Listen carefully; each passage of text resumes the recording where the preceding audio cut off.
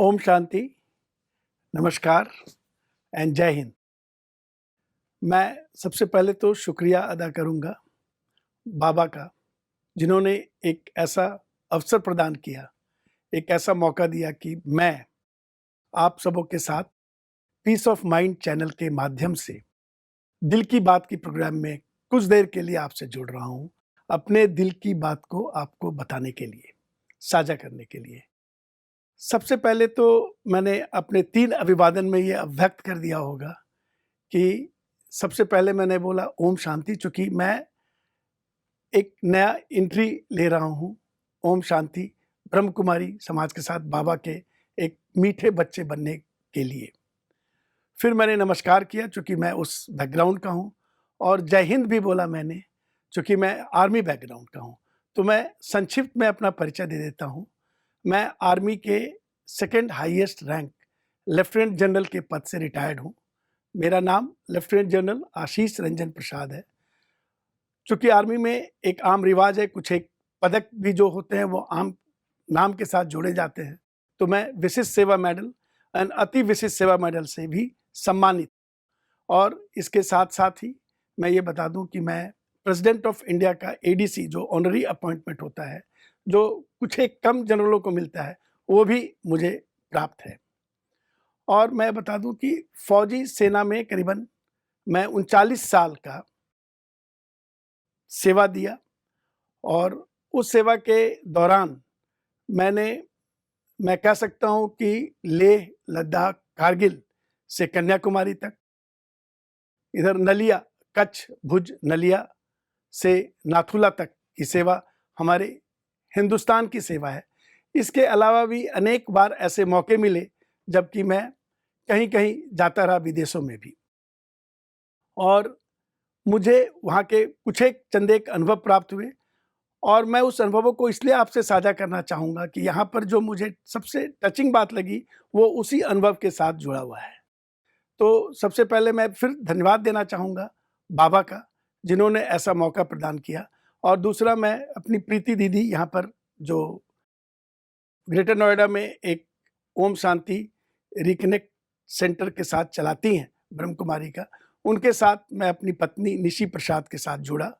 और एक ऐसा मौका मिला, जब से मैं ज्ञान में आया, काफ़ी बातें सुनता रहा, और एक ऐसा मौका मिला कि मैं 4 दिन की भट्टी करने के लिए यहाँ पर ज्ञान सरोवर में आया।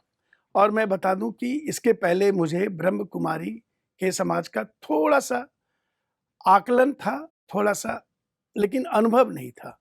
अनुभव इसलिए नहीं कहेंगे, चूँकि जब मैं जयपुर में मेजर जनरल इंचार्ज एडमिनिस्ट्रेशन के पोस्ट पे पोस्टेड था, तो चंद एक ऐसे अवसर प्राप्त हुए कि मुझे ब्रह्म कुमारी समाज के प्रति चंद एक कुछ एक कार्यक्रम का आयोजन करने का अनुभव प्राप्त था, और एक मौका मिला।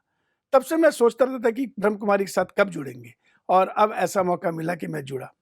तो अब मैं आपको अपने भट्टी का अनुभव बताऊंगा कि जब मैं भट्टी में आया था, तो मुझे ऐसा लगा कि एक तो बहुत ही मधुबन में आते ही मुझे ऐसा लगा कि एक बहुत ही मनोरम, बहुत ही सुहाना, और बहुत ही ऐसे जगह में आ गए हैं जहाँ पर हर कुछ व्यवस्थित, सुव्यवस्थित और सुचारू रूप से चल रहा है।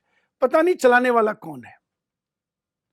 और मैं ये बिल्कुल कह सकता हूँ कि ये जो अंत यंत्रवत जो मैंने देखा, हम अगर अपनी फौजी भाषा में ऐसा बोलें कि वहाँ पर मैंने देखा कि पाया कि जितने सेवाधारी थे, या जितने लोग उस यज्ञ में शामिल थे, वो सब एक अपनी स्वेच्छा से, बगैर किसी इंस्ट्रक्शन के, सब काम बिल्कुल सुचारू रूप से करते चले जा रहे थे, जिसको हम लोग शायद फौज के प्रशिक्षण के बावजूद भी अपने फौजी मिलिट्री हार्डवेयर एंड सॉफ्टवेयर में लाना उतना आसान नहीं है, जो हम लोग एज ए जनरल हम लोग कोशिश करते हैं सिचुएशनल अवेयरनेस, या फिर ऐसा कहा जाए कॉग्निटिव कोहेरेंस को लाने के लिए, ताकि एक बिल्कुल ऐसा हो कि कोऑपरेटिव इंगेजमेंट हो।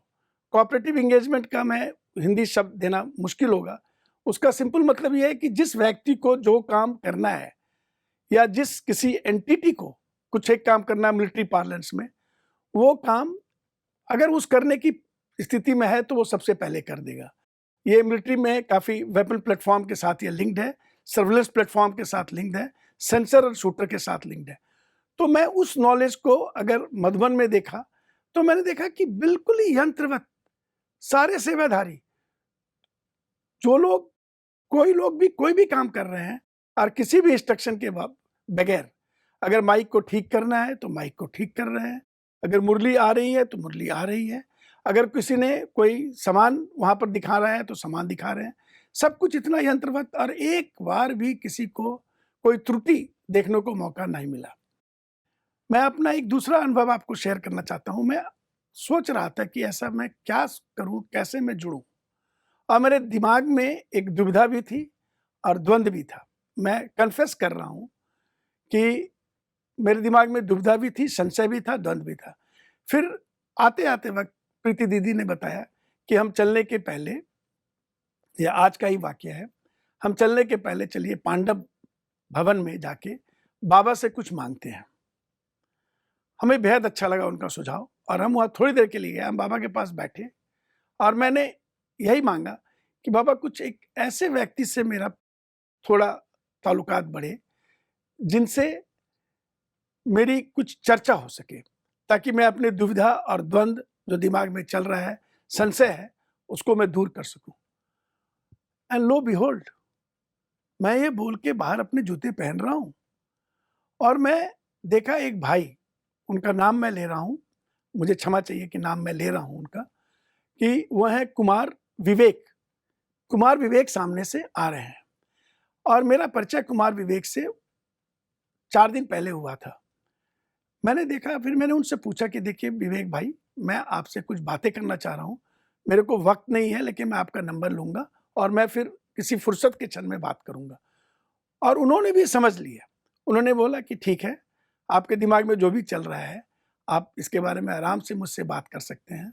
और मैंने नंबर लिया है और मैं कुछ एक उनसे वार्तालाप ज़रूर करूँगा।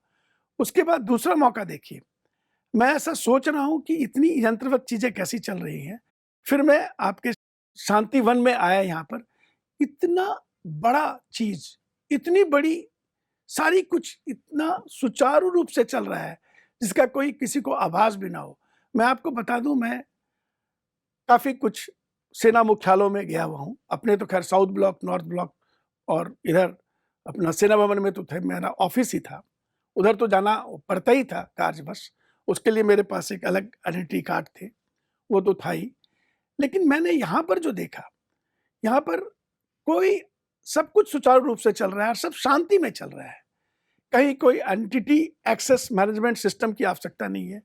मैं इसके पहले, मैं कभी मान लीजिए मैं रोमानिया में उनके मिलिट्री हेडक्वार्टर में, मॉरिशस में मिलिट्री हेडक्वार्टर में, यूएस के पेंटागन में मैं गया हुआ हूँ, और हर जगह अगर माइक मुलन आ रहे हैं वहाँ पर, तो आने के पहले दुनिया से अधिक, मतलब एक तरह का security check, identity access management system का पूरा आइडेंटिफिकेशन।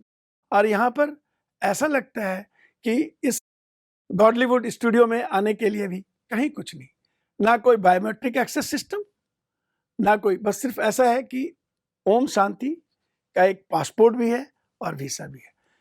ये इतना बड़ा तंत्र, इतना बड़ा यंत्र, और इतना बड़ा ये कौन से मंत्र से चल रहा है।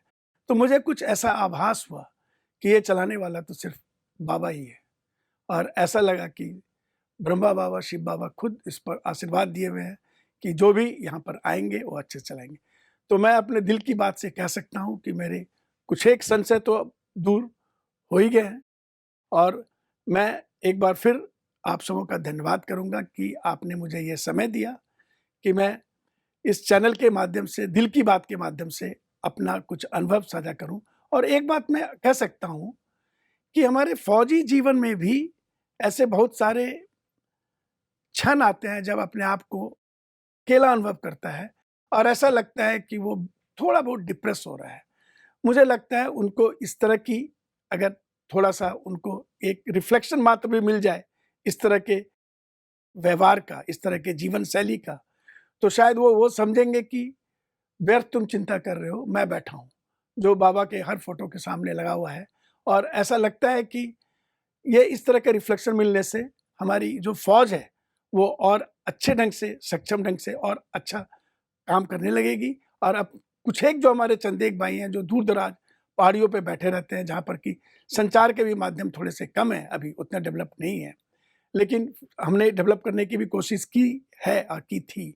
लेकिन उसमें जब लोनलीनेस जो हो जाता है, वो लोनलीनेस काफ़ी दूर हो जाएगा। तो मैं इसी बात के साथ अपनी बात को समाप्त करूँगा, दिल की बात से। और एक बार फिर धन्यवाद आप सबों का, और मैं धन्यवाद दूँगा बाबा का और इस बड़ी संस्था का, जिन्होंने ऐसा मौका दिया और अवसर दिया।